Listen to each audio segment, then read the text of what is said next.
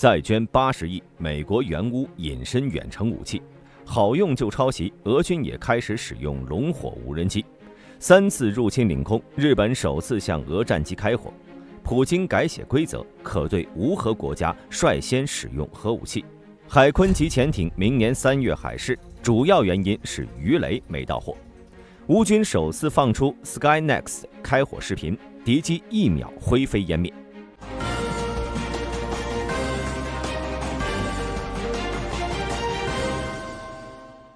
9月26号，美国总统拜登在乌克兰总统泽连斯基访美之际，宣布了一项近80亿美元的军事援助大单，以支持乌克兰抗击俄罗斯侵略。拜登在声明中表示，从冲突爆发以来，美国始终与乌克兰人民肩并肩，捍卫他们的自由和独立。他指出，乌克兰已经夺取了战争初期被俄罗斯占领的大部分领土，并强调美国将继续提供支持，帮助乌克兰取得胜利。这次援助计划涉及2大资金来源，55亿美元来自总统提款授权资金，这将允许美国从现有库存中向乌克兰运送军事装备，并支付补充费用。另外24亿美元则来自乌克兰安全援助倡议，该倡议将为乌克兰提供资金，直接从制造商处采购所需要的物品。援助内容涵盖了防空系统、无人机系统、空对地弹药等，以加强乌克兰国防工业基础和支持其维护需求。特别引人关注的是，美国将向乌克兰提供 AGM-154 联合对峙武器，以增强其 F-16战斗机的远程打击能力。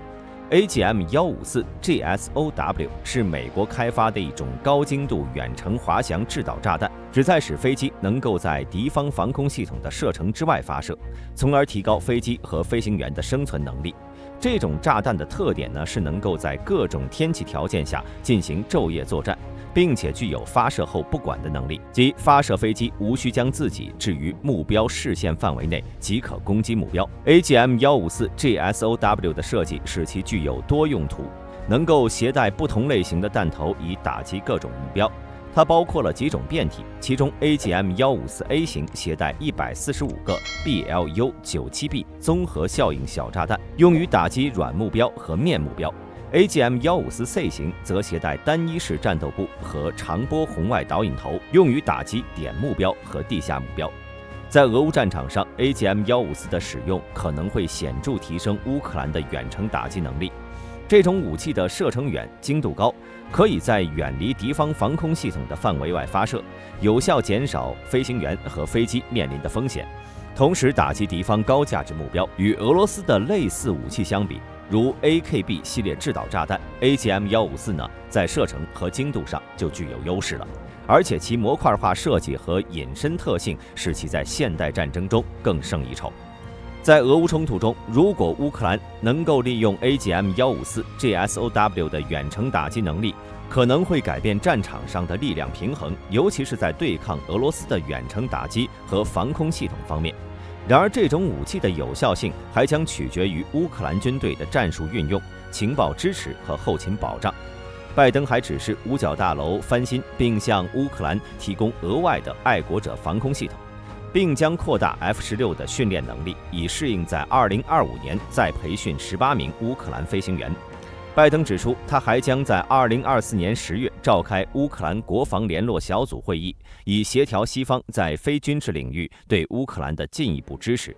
拜登宣布，司法部、财政部和美国特勤局已采取行动，与国际伙伴协调破坏全球加密货币网络，以打击俄罗斯逃避制裁和洗钱的行为。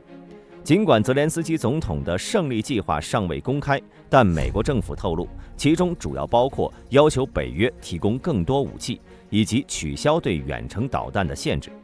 泽连斯基在访问期间还将与美国副总统哈里斯会面，讨论他的计划。与此同时，德国和法国也纷纷发布了新一轮对乌援助计划。德国发展部在9月25号宣布，将在今年冬天向乌克兰提供热能和能源支持，总额约为7000万欧元。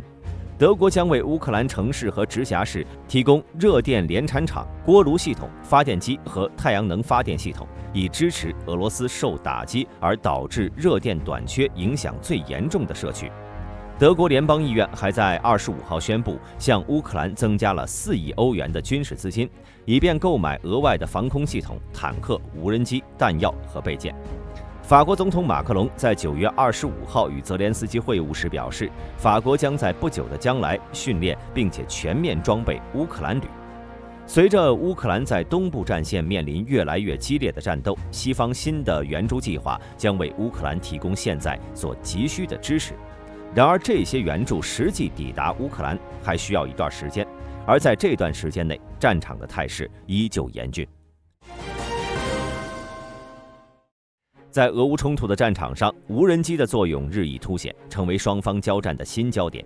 最近，乌克兰武装部队部署了一种新型无人机，它被称为龙火无人机。这种无人机携带有铝热剂，通过在敌军战壕上飞行，并向下喷射高达5400华氏度的金属物质。这种高温几乎可以融化一切阻挡其前进的障碍物，对敌方人员和装备造成毁灭性打击。美国陆军在研究中表示，这种燃烧武器极其危险，士兵必须在10秒内从燃烧物质下方逃出来，避免受到深度烧伤。而美空军和美国海军建议的逃生时间甚至更短，只有3秒。和功能类似的白磷弹不同，铝热剂的温度更高，可以融化绝大多数金属，包括主战坦克的外装甲。但其以被喷射的方式作为武器使用时，燃烧时间会大大降低，可能来不及对有生目标产生足够杀伤。在吃了一亏之后，俄罗斯马上是有样学样推出了类似武器。俄罗斯一家无人机组织在社交媒体上发布了一段视频，显示他们的龙火无人机部署在了乌克兰东部顿涅茨克州的一座堡垒城镇，并在树林上空飞行。据说该地是乌克兰第72机械化旅的阵地。在俄乌战场，树林是俄乌双方构筑阵地的首选，因为能有效地阻挡无人机和卫星视野。龙火无人机能够通过点燃落叶等方式清除战壕上覆盖的遮蔽物，并驱赶隐藏在其中的敌军。随着冲突的持续，无人机的使用正在成为战争中的主流装备和主流战法。过去无人机一般承担的是侦察和战场战术支援的作用，但现在无人机逐渐成为了反坦克甚至是反无人机、反直升机的手段。无人机正在成为影响战争走向的一个重要因素，有可能成为未来战争中主流的装备之一。日本防卫大臣木原敏郎在新闻发布会上表示，日本多架 F-15和 F-35战斗机在周一对一架无视无线电警告的俄罗斯伊尔38海上巡逻机采取了行动，向其发射了热诱饵弹。木原敏郎指出，这是从2019年6月以来首次公开报道的俄罗斯飞机侵犯日本领空事件。当时一架图95轰炸机进入日本领空，而最新的事件发生在利尻岛上空，该岛位于北海道主岛附近。木原对俄罗斯飞机的行为表示了遗憾，已通过外交途径向俄方提出严正抗议。内阁官房长官林方正透露，日本首相岸田文雄要求政府官员坚定而冷静地处理这次事件，并且与包括美国在内的盟友保持密切合作。他强调，尽管日本不会公开这次行动的具体意图，但俄罗斯军队在日本周边的活动自乌克兰危机以来一直较为频繁。木原敏郎还提到，使用热诱弹是对侵犯领空行为的合法且必要的回应，并表示日本空军将毫不犹豫地采取此类措施。虽然名字叫做热诱弹，但并不代表该装备没有杀伤性。以 F-35使用的 MGU-68B 热诱弹为例，其每发成本高达$3000。和我们刚刚讲过的铝热剂相同，热诱弹的主要成分也是铝，并添加了由高氯酸钾和贫氢或者是6硝基乙烷和硝基化合物以及硝铵作为高能燃料。这使得其温度更高，燃烧时间更长，并且能产生大量的高温烟雾，以阻挡导弹的红外视线。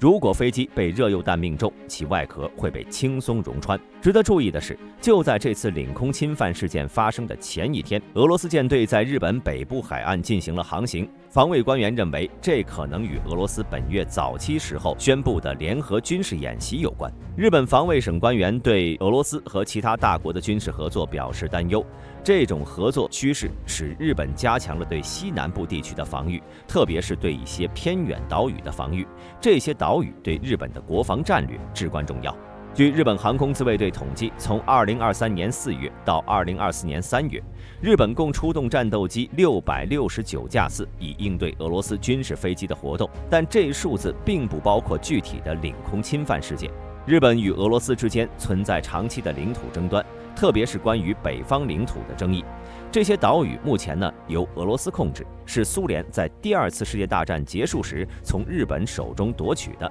由于这一争端，两国至今未能签署正式的和平条约。此外日本对乌克兰的支持也加剧了和俄罗斯的紧张关系。日本政府向乌克兰提供了资金和物资支持，并针对俄罗斯的个人和组织实施了制裁。这些措施进一步影响了地区的安全局势。9月26号，俄总统普京在俄罗斯安全委员会的电视会议上宣布了该国核学说的最新变化。普京指出，即使是非核大国，在有核大国的支持下对俄罗斯发动攻击，也将视为对俄联邦的联合攻击。俄罗斯可以对此进行先发制人的核打击。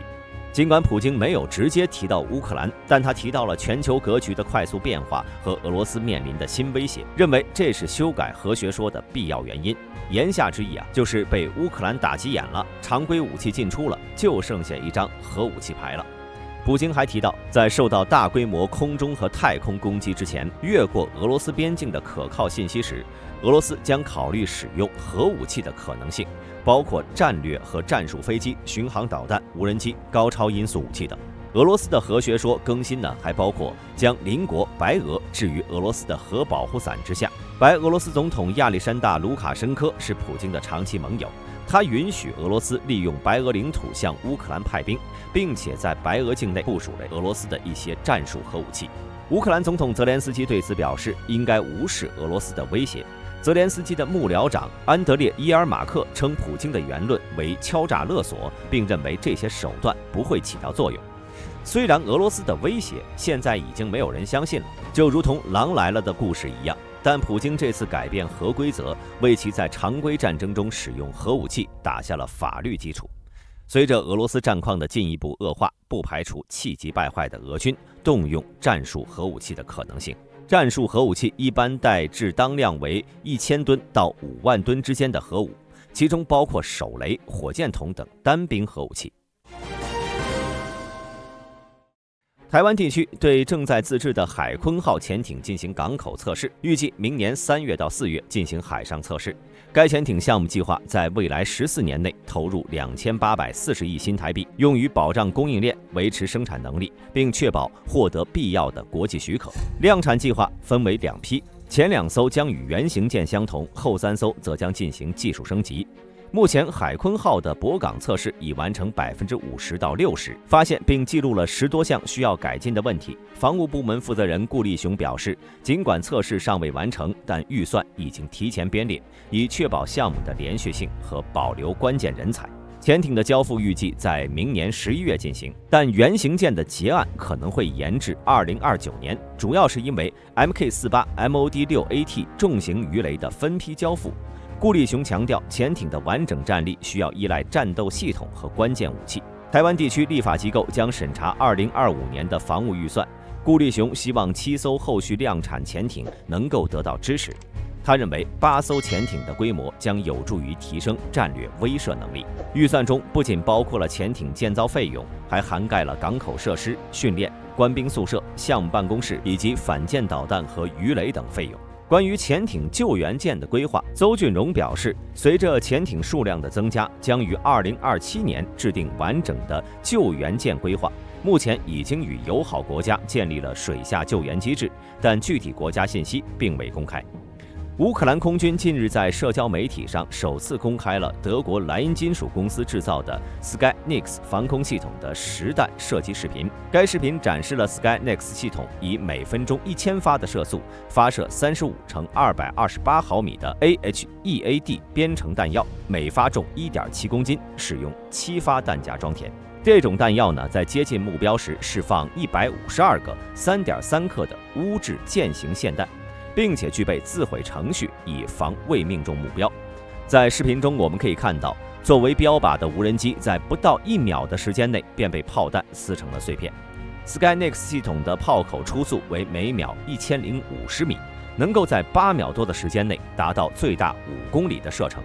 视频还展示了该系统如何通过集成雷达和光电系统实现自动化目标跟踪，并且可以从远程指挥所操作武器的射击单元。Skynex 系统预计将成为 IRIS-T-AIM-9X 或 Stinger 等防空导弹并行的关键集成防空系统元素。该平台也可以安装在装甲车或者合适的卡车上，适配多种的雷达和光学瞄准系统。乌克兰空军表示，该系统将用于保护关键的高价值目标，这将简化系统的维护，并加快其准备就绪的操作设置。此举标志着乌克兰防空能力的提升，增强了对敌方空中威胁的防御能力。目前，关于如何防御无人机的方法依旧没有一个标准答案。以见证者系列为代表的神风无人机，其特点在于造价低、数量多、射程远，因此难以用防空导弹或者其他高价值防空武器来进行防御，而传统防空炮效率又太低了。之前，英美试图开发微波反无人机系统，以在广阔区域覆盖大量敌对无人机。大家认为有什么好办法能针对神风无人机呢？欢迎在评论区留言讨论。本期视频到此结束，我是大兵，我们下期再见。